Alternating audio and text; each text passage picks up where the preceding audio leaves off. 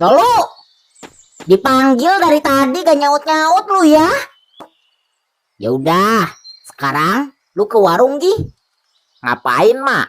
Bongkar kuburan. Ya belanja lah. Oh, oke. Nanti lu beli minyak goreng setengah liter, micin 6 saset, terus telur sekilo. Oke. Ingat gak? Ingat. Minyak goreng setengah liter, micin 6 saset, telur sekilo, minyak goreng 6 kilo, micin 1 liter, telur setengah saset, minyak goreng 6 kilo, micin setengah liter, telur setengah saset, martabak.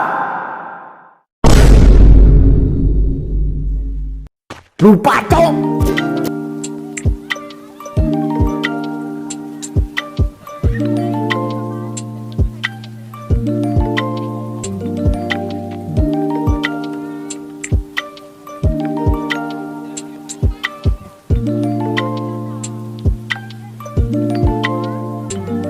Hai healthy people, seringkali pertanyaan-pertanyaan tadi muncul ketika kita lupa apa yang kita lakukan saat memasuki ruangan atau tempat.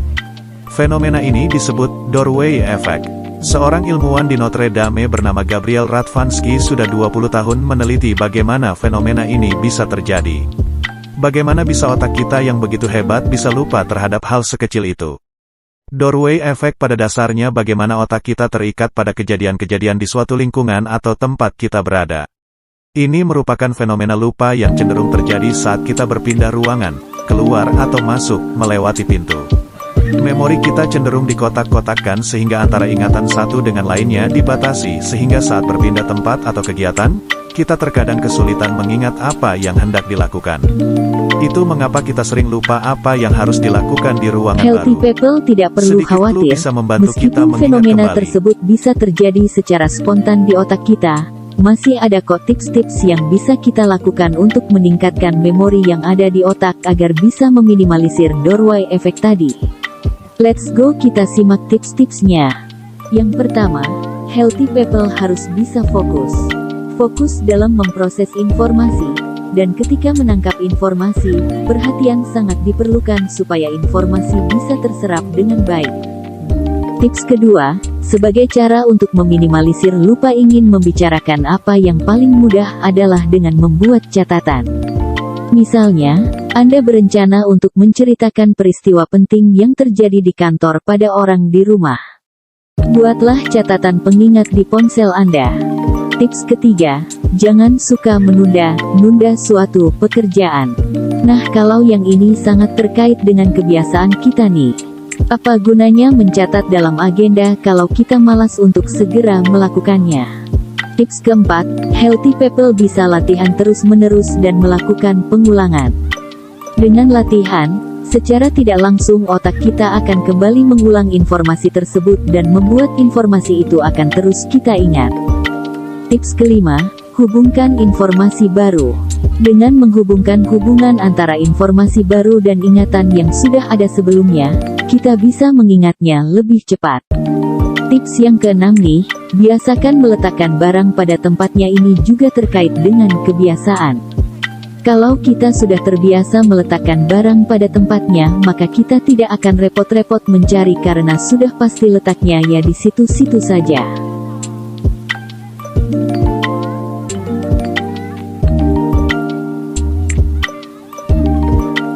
Minta tolong orang lain untuk mengingatkan.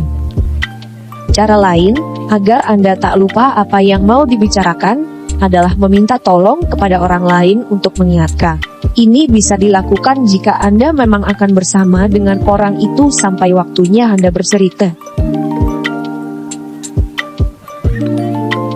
Tidurlah yang cukup.